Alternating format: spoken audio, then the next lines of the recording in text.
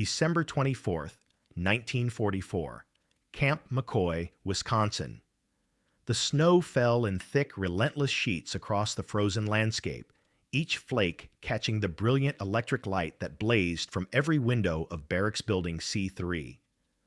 Through the frost-etched glass, Private First Class Hiroshi Tanaka pressed his face against the warm pane, watching American soldiers trudge through knee-deep drifts, their arms laden with packages wrapped in brown paper and red ribbon. Their voices carried across the compound on the bitter wind, laughter, jokes, fragments of Christmas carols, sung off-key but with genuine enthusiasm that defied everything he had been taught about enemies facing the grinding reality of total war. The electric lights haunted him more than any torture could have. In every barrack, every corridor, every room throughout this sprawling Wisconsin prison camp, electric bulbs blazed as if electricity cost nothing, as if America possessed such overwhelming abundance that enemy prisoners could enjoy better illumination than Japanese civilians struggling through blackouts back home.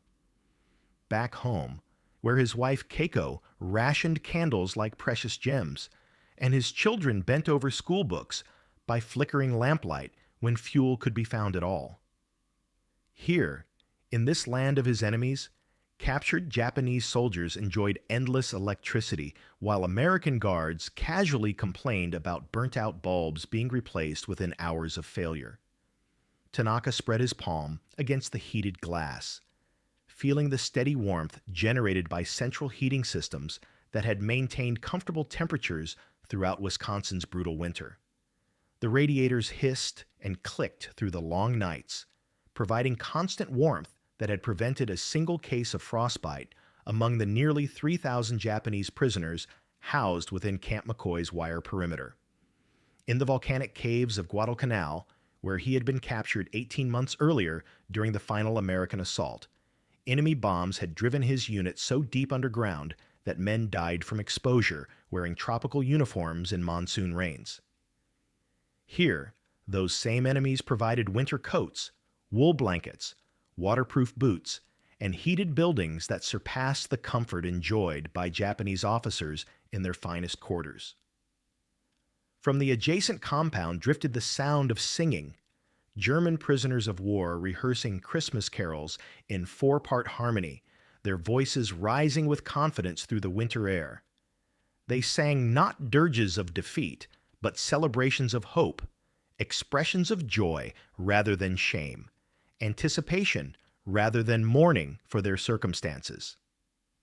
Tanaka had observed these German prisoners for months through the double fences that separated the compounds, noting their casual acceptance of captivity as a temporary military inconvenience rather than permanent spiritual contamination. They organized elaborate sports leagues, published illustrated newsletters, performed theatrical productions with costumes sewn from salvaged materials, and wrote letters home with obvious pleasure rather than apparent shame. Their families wrote back expressing love and support rather than demanding suicide to cleanse the dishonor of survival. This fundamental philosophical difference tormented Tanaka daily, like a wound that refused to heal. While German prisoners embraced life in captivity with almost cheerful pragmatism, Japanese prisoners had initially refused even to provide their names to camp administrators, offering only serial numbers in preparation for the honorable death through torture that American propaganda had promised but that never materialized. They had expected systematic brutality, deliberate starvation, medical experiments conducted without anesthesia, and eventual execution as entertainment for bloodthirsty American audiences. Instead, they received numbered identity tags, comprehensive medical examinations, clean uniforms in their proper sizes, and 3 substantial meals daily that exceeded in quantity and quality what Japanese civilians had eaten since the war's expansion in 1940. The sound of polished boots clicking against linoleum floors interrupted his brooding thoughts. American guards were conducting their evening security rounds, their footsteps echoing through corridors that prisoners had initially assumed were maintained through slave labor extracted from previous captives. Instead, they discovered that American military standards required institutional cleanliness regardless of who performed the maintenance work, and that prisoners were expected to maintain their living areas to standards higher than many had experienced as civilians in increasingly desperate Japan. Tanaka-san. The familiar voice belonged to Technical Sergeant Robert Martinez, one of the Nisei interpreters who had become essential bridges between American camp administration and the Japanese prisoner population. Martinez's own parents were imprisoned in an internment camp in California's Mojave Desert, yet he served his adopted country with unwavering distinction while his family faced their own form of captivity behind barbed wire. This bitter irony, Americans of Japanese descent serving as guards for Japanese soldiers, while their own families were imprisoned by the same government, created psychological complexities that shattered simple propaganda narratives about American racial hatred and military logic. Martinez entered the heated room carrying an official clipboard and wearing the carefully neutral expression of someone delivering news he wasn't entirely certain how to interpret or present. The camp commander has requested the presence of all Japanese prisoners in the main mess hall at 1900 hours this evening, Christmas Eve dinner service. He paused deliberately, studying Tanaka's reaction with the trained eye of someone who had learned to read the subtle, emotional responses of men struggling with concepts that challenge their fundamental worldview. Attendance is not mandatory by camp regulations, but what exactly, Sergeant? The entire camp population has been invited to participate.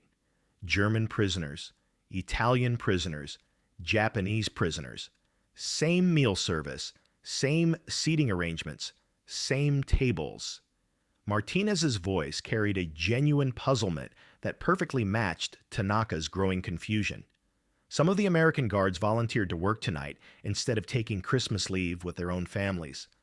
Apparently, their families back home sent Christmas packages for distribution to everyone in the camp, specifically including Japanese prisoners. Tanaka stared at the interpreter, his mind struggling to process information that defied every assumption about enemy behavior during wartime. American families, whose sons and husbands were dying in Pacific battles against Japanese forces, had voluntarily sent Christmas gifts to Japanese prisoners. Guards, who could have enjoyed precious leave time with their loved ones during America's most important family holiday, had instead volunteered to work extra shifts so that enemy prisoners could attend a religious celebration for a faith most of them didn't practice in a culture they had been taught to despise. The extraordinary announcement spread through the Japanese compound like ripples expanding across a still pond after a stone's impact.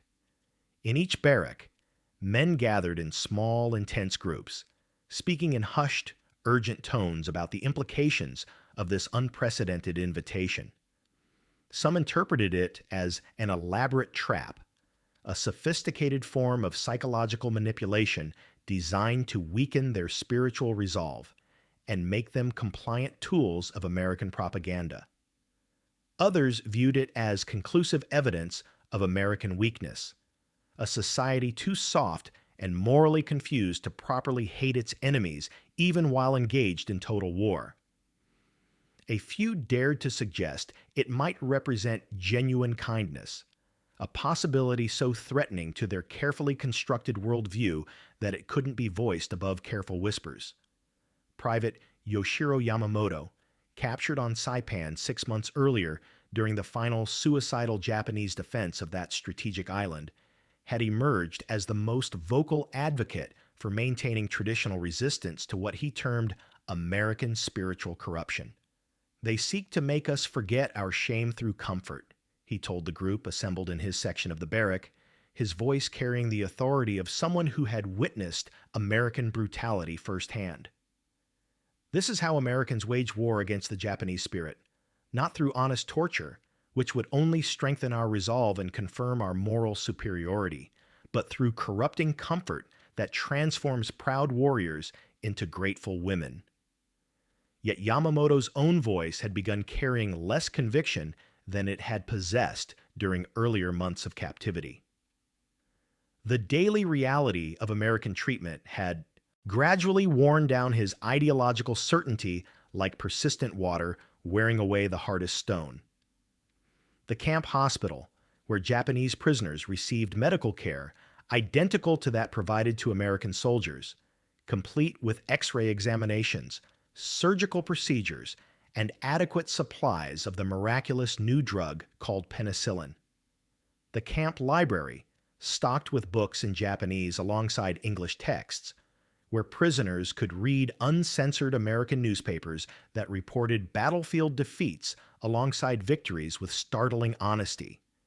The Interfaith Chapel, where Buddhist services were conducted with incense and ceremonial items provided by American Christian organizations who apparently saw no contradiction in supporting enemy religious practices. Most devastating to Yamamoto's rigid worldview had been the mail system. When letters began arriving from Japan through international Red Cross channels in early 1945, they contained expressions of overwhelming joy at news of survival rather than demands for immediate honorable suicide to cleanse family shame. His own mother had written in careful characters, "I pray to Buddha daily for your continued health and safe return to our household. Your younger brother Kenji was killed during the American invasion of Okinawa, and I cannot bear the thought of losing both my precious sons to this terrible war. Please remain strong and come home to us when this suffering finally ends." The words had shattered his understanding of family honor more completely than any amount of American propaganda could have achieved. As December's early evening approached, the rich aroma of roasting meat began drifting across the entire compound from the camp's industrial kitchen facilities. The massive kitchen complex, which had initially amazed Japanese prisoners with its mechanical efficiency and technological sophistication, was now preparing what American guards enthusiastically described as a traditional Christmas feast. The prisoners had learned through months of careful observation that American food waste was not carelessness, born of ignorance, but the visible evidence of genuine abundance. Excess food discarded daily because military regulations required preparing additional portions to ensure adequate supplies for every person, regardless of their status as prisoner or guard. The contrast with their pre-capture experience couldn't have been more stark or psychologically devastating. On Guadalcanal's hellish landscape, Tanaka's unit had subsisted for weeks on handfuls of rice mixed with weevils and maggots, supplemented by occasional fish caught in streams contaminated by artillery shells and rotting corpses. Here, in the heart of enemy territory, prisoners received carefully calculated rations of 2,800 calories daily, the identical amount provided to American soldiers, including fresh meat, vegetables, bread with real butter, coffee, and frequent desserts. The camp food service administrator had even arranged for rice and soy sauce to be added to standard meal preparations after learning about Japanese dietary preferences through patient consultation with prisoner representatives.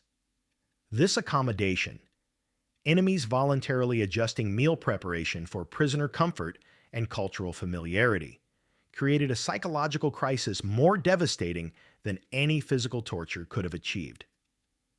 Torture would have confirmed every piece of propaganda about American brutality and moral inferiority. Kindness destroyed that propaganda entirely, leaving prisoners to confront the terrifying possibility that everything they had been taught about their enemies was deliberately false, and that their own understanding of strength, honor, and human nature required complete reconstruction. At precisely 1900 hours, the prisoners began making their way through the deepening snow toward the main mess hall, a journey that would have been impossible in the tropical uniforms they had worn during capture, but was entirely comfortable in the winter coats, insulated boots, wool gloves, and warm caps provided by their captors. The massive building blazed with electric light, its dozens of windows glowing like enormous lanterns against the dark Wisconsin landscape. Inside, long tables had been arranged with genuine white tablecloths instead of the usual oilcloth, actual china dishes rather than standard military mess kits, and elaborate decorations created through collaborative efforts between prisoners and guards working together on what appeared to be a genuine artistic project. The sight that greeted them as they entered the warm, brightly lit hall challenged every assumption about American character and military behavior.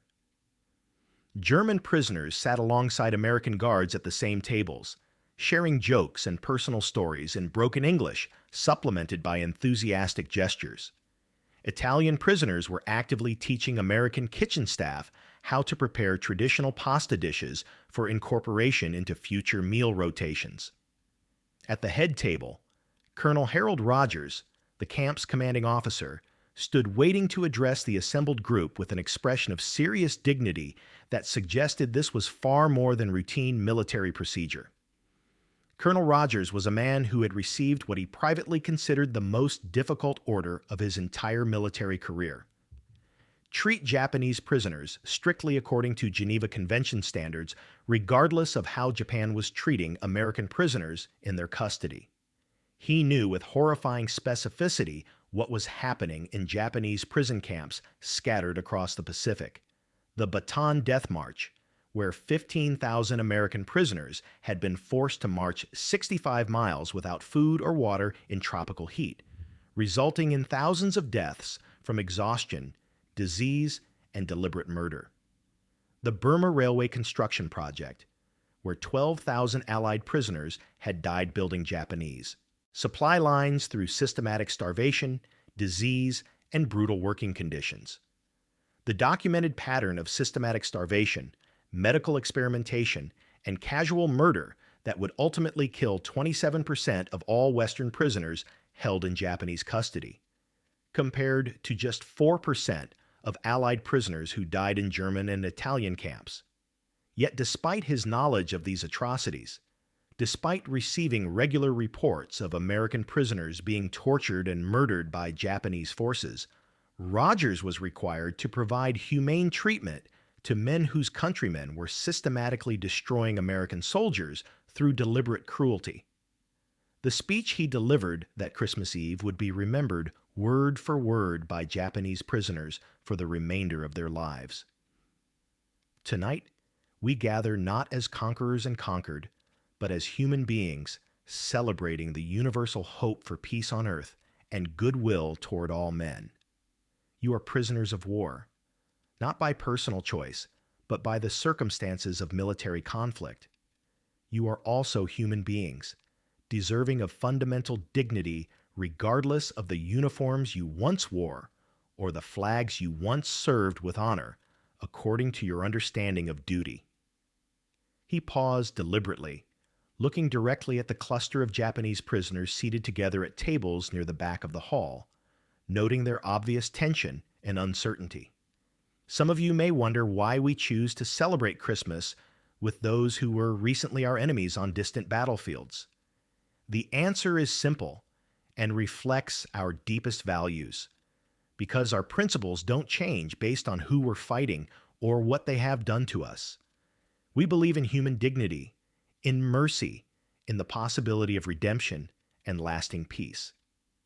These beliefs make us strong, not weak. They represent the very foundation of what we're fighting to preserve. What followed was a meal that would haunt the memories of Japanese prisoners with its overwhelming abundance and profound symbolic meaning.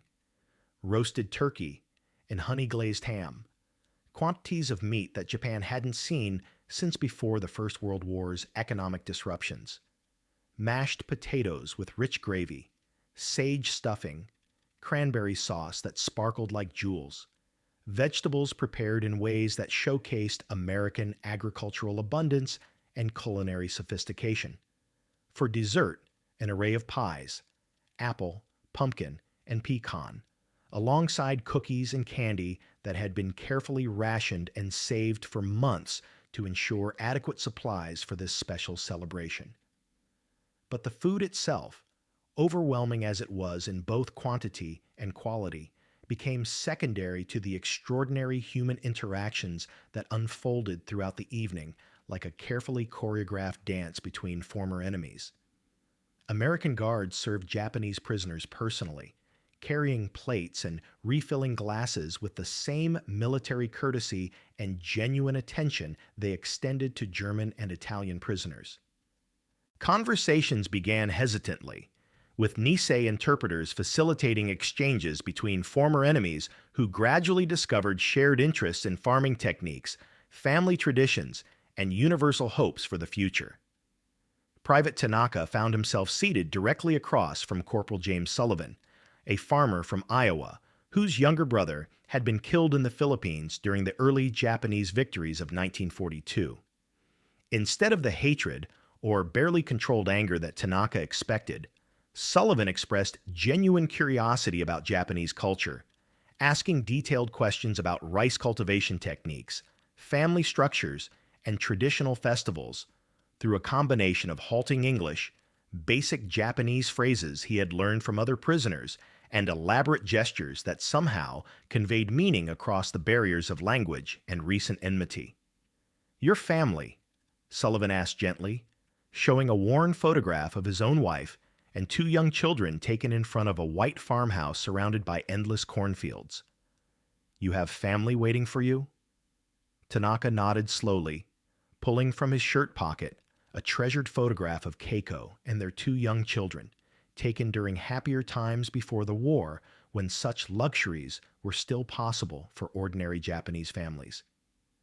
Sullivan studied the image with the same gentle attention and obvious respect he had shown his own family photograph, his finger tracing the faces with surprising tenderness.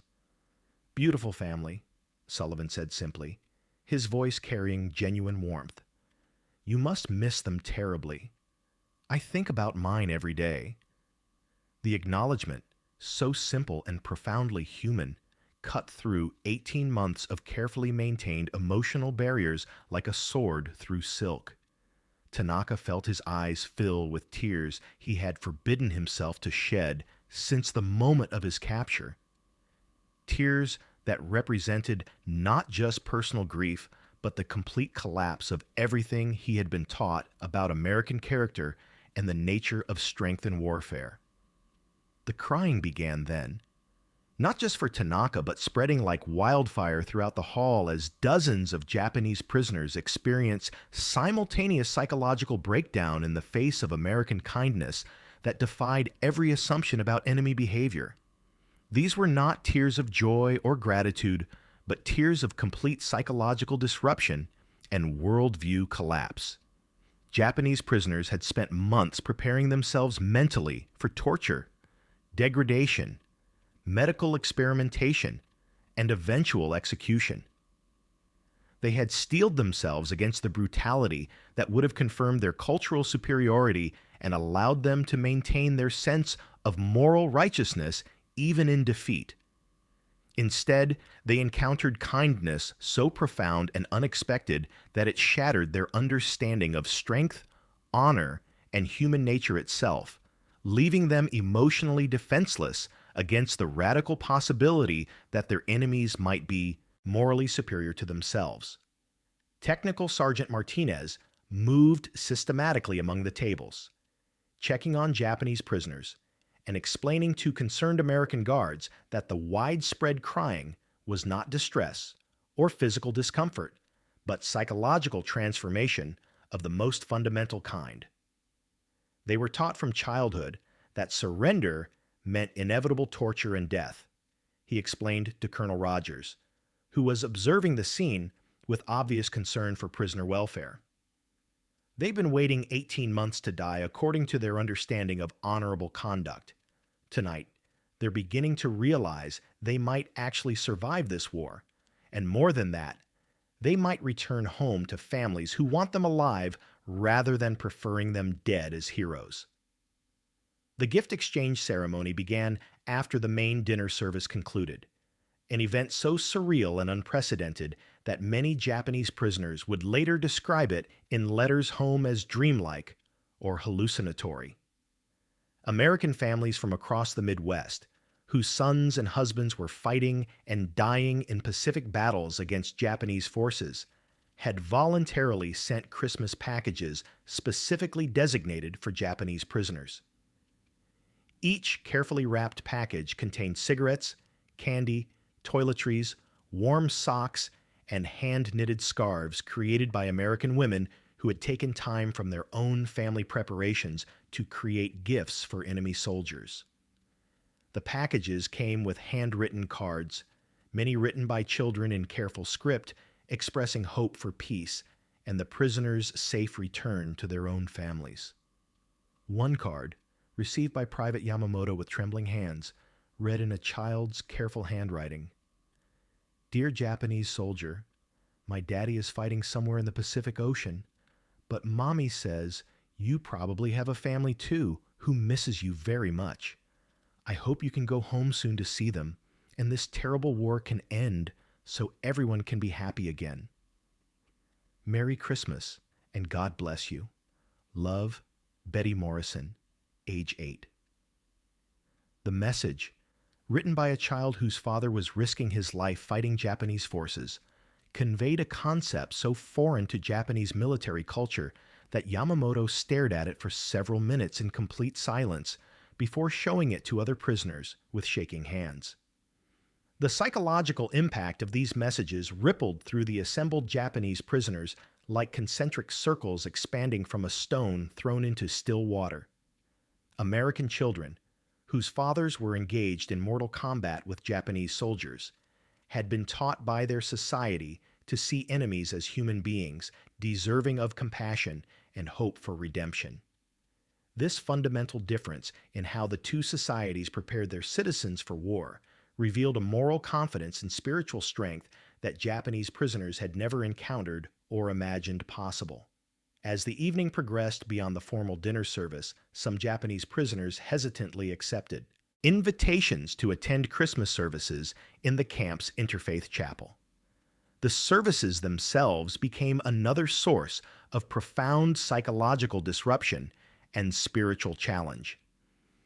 Chaplain Robert Morrison, a Methodist minister from Minnesota, offered prayers that specifically included petitions for peace, for the safe return of all soldiers to their families regardless of nationality, and explicitly for the Japanese prisoners attending the service. Almighty God, help us remember that all men are your children, regardless of the uniforms they wear or the nations they serve in good conscience. Grant peace and comfort to those who are far from home this Christmas night, and help them know they are not forgotten by you or by us. The prayer offered for enemy welfare by an official representative of a government engaged in total war against Japan completed the psychological transformation that had begun with the dinner invitation. Japanese prisoners who had attended the service out of mere curiosity found themselves weeping openly as they confronted the overwhelming possibility that their enemies possessed moral and spiritual qualities that their own militaristic propaganda had insisted were impossible for any non-Japanese people to achieve. The German and Italian prisoners in attendance accepted the interfaith service as routine military procedure, further emphasizing how completely Japanese prisoners' expectations had been shaped by their own cultural assumptions rather than universal military norms. In Western military culture, religious services for prisoners were standard practice mandated by international law, not evidence of weakness, manipulation, or cultural confusion. After the chapel service concluded, small conversational groups formed naturally throughout the camp as prisoners and guards continued discussions that had begun during the dinner service. The German prisoners, experienced in prisoner of war life and comfortable with their circumstances, served as informal mentors to Japanese prisoners who were still struggling to understand American treatment and behavior. At first, We also expected systematic torture and eventual execution, explained Obergefreiter Klaus Weber, who had been captured in Tunisia 18 months earlier during the German collapse in North Africa.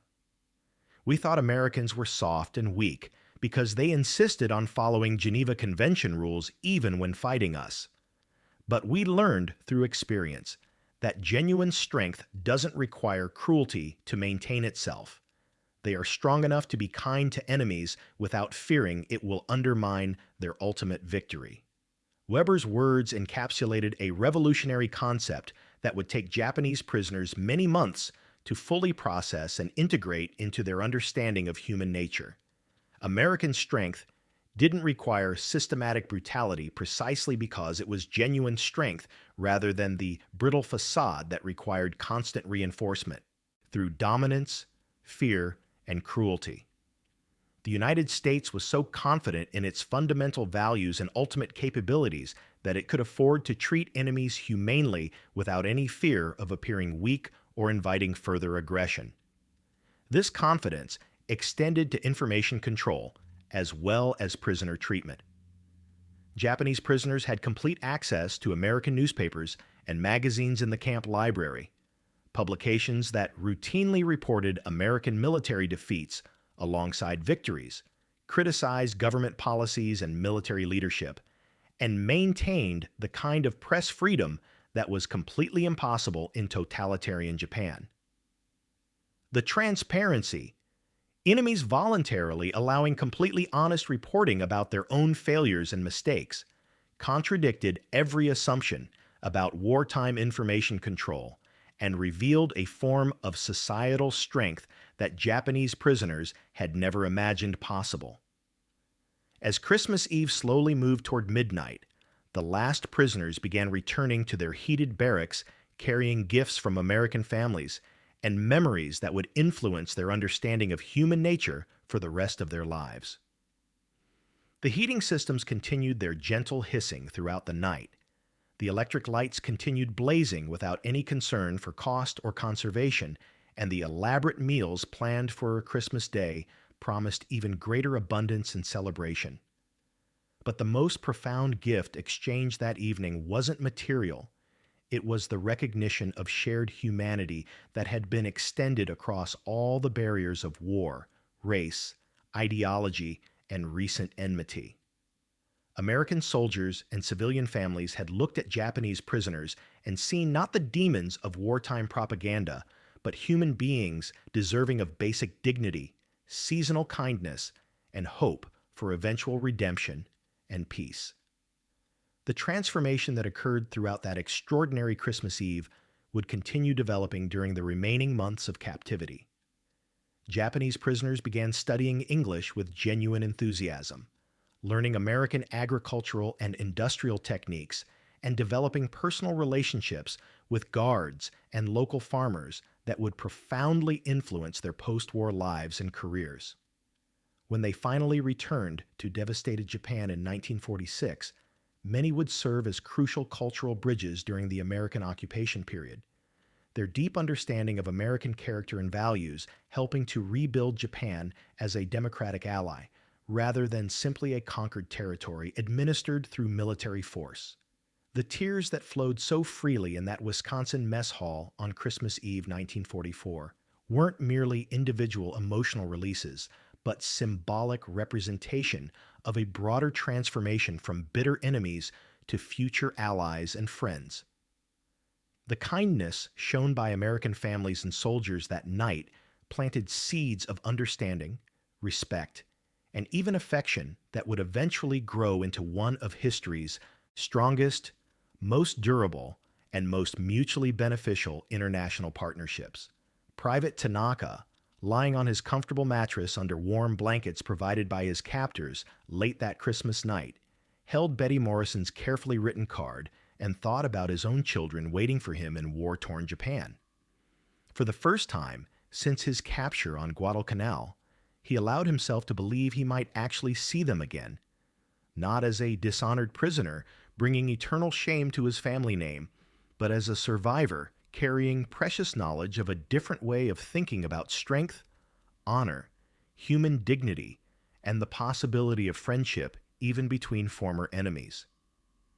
The electric lights continued blazing throughout the camp complex, illuminating buildings where former enemies now slept peacefully, their fundamental worldviews forever changed by the revolutionary discovery that mercy could be infinitely stronger than cruelty, that kindness could achieve victories that force alone could never accomplish, and that today's most bitter enemies could indeed become tomorrow's closest friends through the simple but profound recognition of shared humanity that transcends all barriers of nationality, race, and ideology.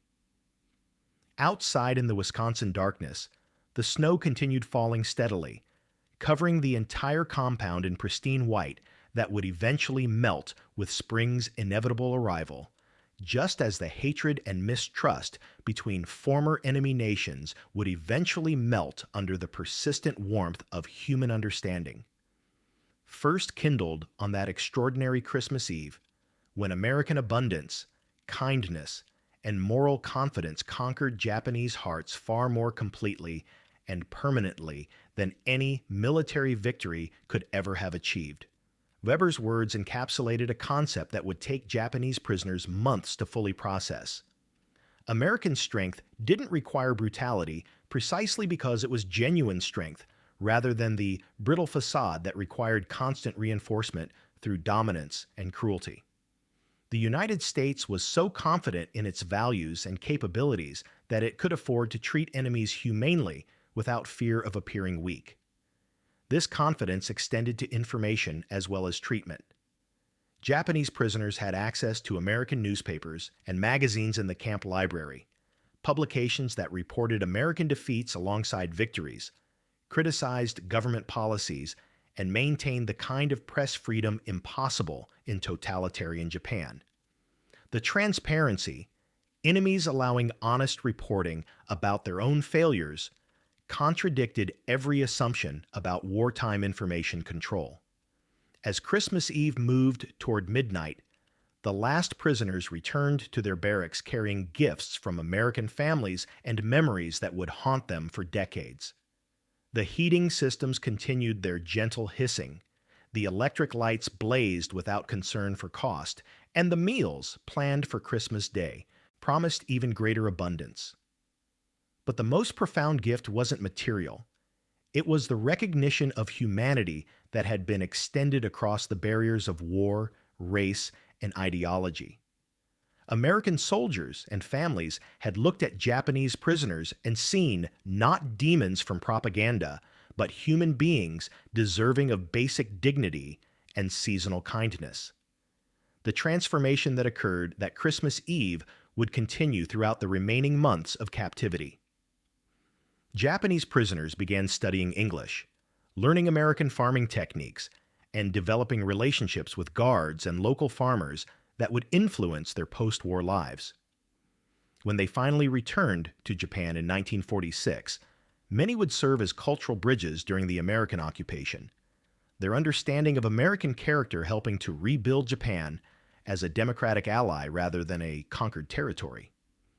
The tears that flowed in that Wisconsin mess hall on Christmas Eve 1944 weren't just individual emotional releases, but symbolic of a broader transformation from enemies to future allies.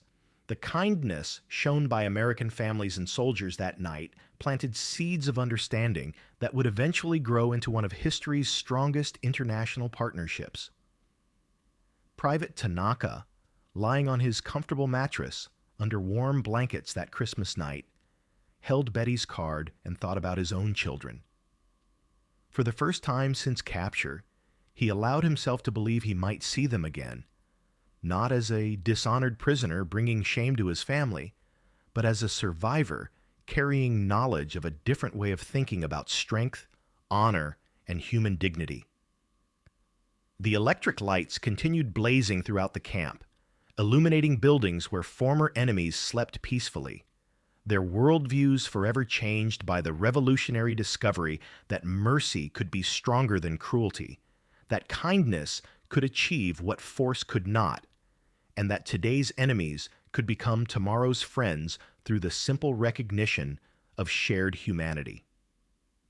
Outside, the Wisconsin snow continued falling, covering the compound in pristine white that would melt with spring's arrival, just as the hatred between nations would eventually melt under the warmth of human understanding first kindled on that extraordinary Christmas Eve, when American abundance conquered Japanese hearts more completely than any military victory could have achieved.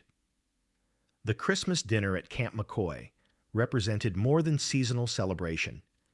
It became a masterpiece of psychological warfare fought with kindness rather than cruelty, won through moral confidence rather than military might, and concluded not with conquest, but with transformation that would echo through generations of Japanese-American friendship, built on the foundation of unexpected mercy extended to enemies who had been prepared to die, but instead discovered they could live, return home, and help build a peace that honored both their dignity and their captors' values.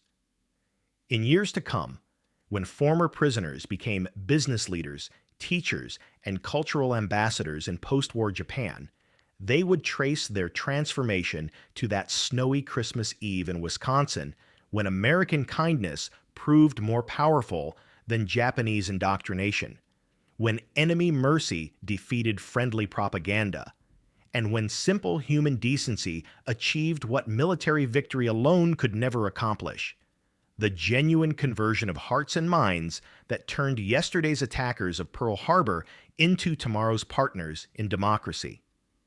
The story stands as testament to democracy's deepest strength: the confidence to treat opponents with dignity, the wisdom to see humanity in enemies, and the patience to plant seeds of friendship in soil prepared by conflict, but nurtured by the enduring hope that every war eventually ends and every enemy can potentially become an ally through the transformative power of unexpected grace.